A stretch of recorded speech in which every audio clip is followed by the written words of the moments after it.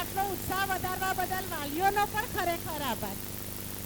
ખાસ તમને કહું, આપણી સફળતા માટે નવા વર્ષના એડમિશન ચાલુ કરવાનું એક જ વાર ફક્ત સ્ટેટસમાં મૂક્યું હતું અને મેસેજ કર્યો હતો, પણ મને જણાવતા આનંદ થાય છે કે આપણે અત્યારથી વેઇટિંગ ચાલુ થઈ ગયું છે. ધોરણ 1માં અત્યારે અમુક પેરેન્ટ્સ આવે અને અમે કહીએ છીએ કે વેઇટિંગ છે, ત્યારે પેરેન્ટ્સને એવું લાગે છે કે ધોરણ 1માં વેઇટિંગ ક્યાંથી હોય. પણ ખાસ તમને જણાવવા કે સવારના સેશનમાં જ્યારે કેજીના બાળકો હતા ત્યારે વાલીઓએ ખરેખર જોયું કેજી 2માં અત્યારે આપણે 86 બાળકો છે અને સરકારી મહેરબાનીથી હજી આરટીઈ આવવાનું છે.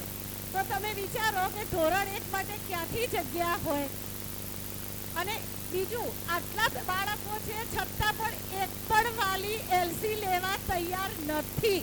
હું સામેથી રિક્વેસ્ટ કરું છું, મેસેજ પણ કરું છું કે એલસી લેવી હોય તો જાણ કરો, પણ વાલી મને એવો જવાબ આપે છે કે બેન, મારા કેજીના પહેલાના બાળકો બોર્ડની પરીક્ષા તમારા જોડે આપવાના છે.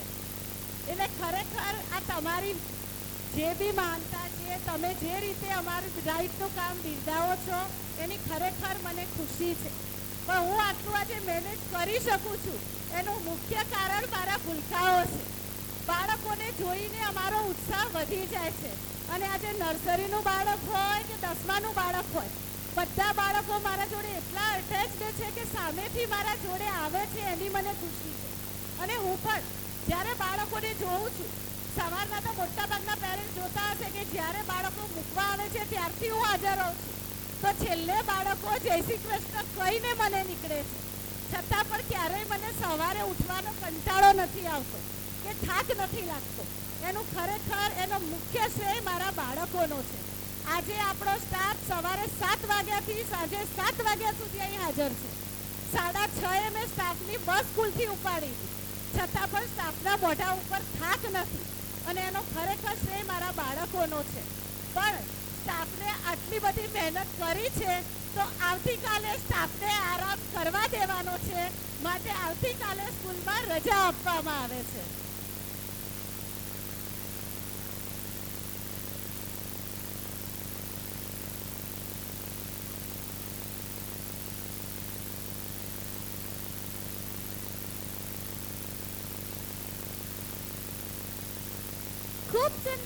ખૂબ જ સુંદર રજૂઆત થઈ, ખૂબ જ એનર્જી.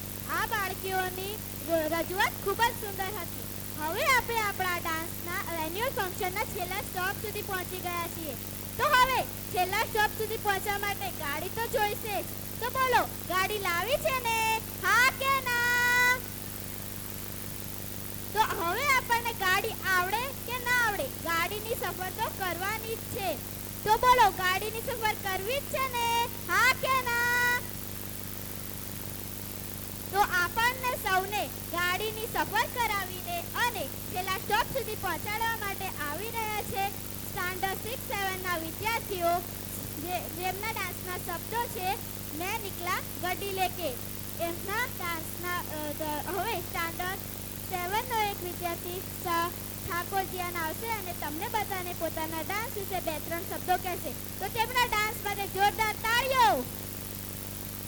આ બાળકો જે કાર્યક્રમનું સંચાલન કરે છે ને, એમણે ફક્ત કાર્યક્રમ નથી સંભાળ્યો, બંને ડાન્સમાં પણ પરફોર્મ કર્યું છે. ગુડ ઇવનિંગ, મારું નામ જીયા ઠાકોર છે. હું ધોરણ 7માં અભ્યાસ કરું છું. મારી સ્કૂલનું નામ બ્રાઇટ એજ્યુકેશન છે. મારી સ્કૂલના તમને બધાને પ્રણામ. અમારું ગીતનું નામ મેં નિકલા ગાડી લેકે. આ ગીત પંજાબી છે. પંજાબ સંસ્કૃતિ અને પરંપરાઓને સારી રીતે સાચવેલી વારસાની ભૂમિ છે. જ્યારે લોકો સંસ્કૃતિની વાત કરે છે ત્યારે પંજાબીઓ તેમના ઉત્સાહી વલણ અને તેમની પેઢીઓ સુધી ઉત્સાહી અને ચાલુ રાખવાની ઈચ્છા માટે જાણીતા છે. પંજાબી લોકો અને સારી રીતે સાચવવામાં આવેલી પરંપરાઓની વિશેષતાઓની એક છે. જ્યારે પંજાબી લોકો નૃત્ય અને અન્વેષણીય ઉત્સાહ, આનંદિત અભિવ્યક્તિઓ અને પુષ્પકળ ગતિશીલથી ભરપૂર છે. અસ્તુ.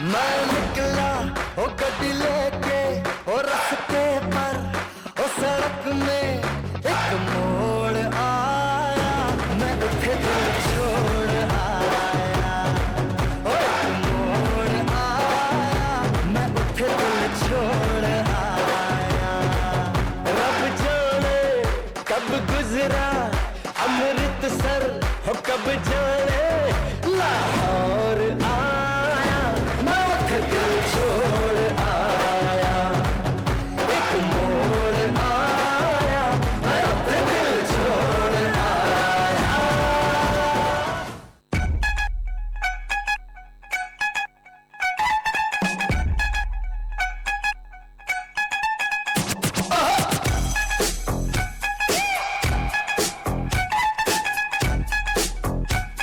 Now check this out.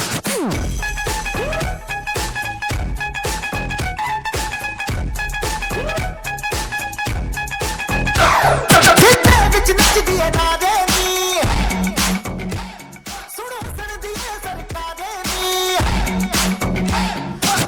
ਵਿੱਚ ਨੱਚਦੀ ਏ ਨਾਦੇ ਨੀ ਸੁਣੋ ਸੁਣਦੀ ਏ ਸਰਕਾਰੇ ਨੀ ਉਂਝ ਦਿਲ ਟੱਚਦਾ ਨਾਲ ਚਲੇ ਦਿਲ ਟੱਚਦਾ ਨਾਲ ਚਲੇ ਆਵੇਂ ਪੱਬ ਚੱਕੜਾ ਆਉਂਦਾ ਨੀ ਬਾ ਕੇ ਨੱਚਣ ਨੂੰ ਜੀ ਕਰਦਾ ਕੀ ਕਦੀਏ ਨੱਚਣਾ ਆਉਂਦਾ ਨੀ ਬਾ ਕੇ ਨੱਚਣ ਨੂੰ ਜੀ ਕਰਦਾ ਕੀ ਕਦੀਏ ਨੱਚਣਾ ਆਉਂਦਾ ਨੀ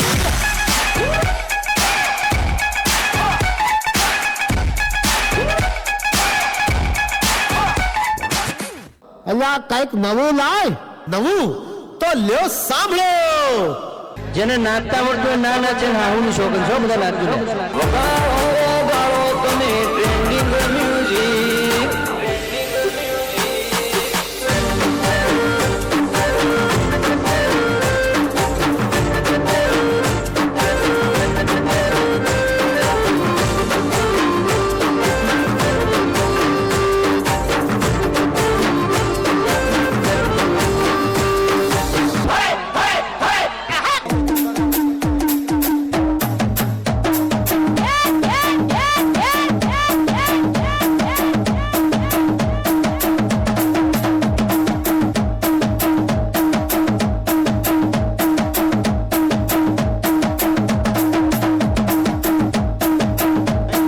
જો અમારે ભાઈ જેવા હિસ્સા બેઠા બેઠા આ હા હા હા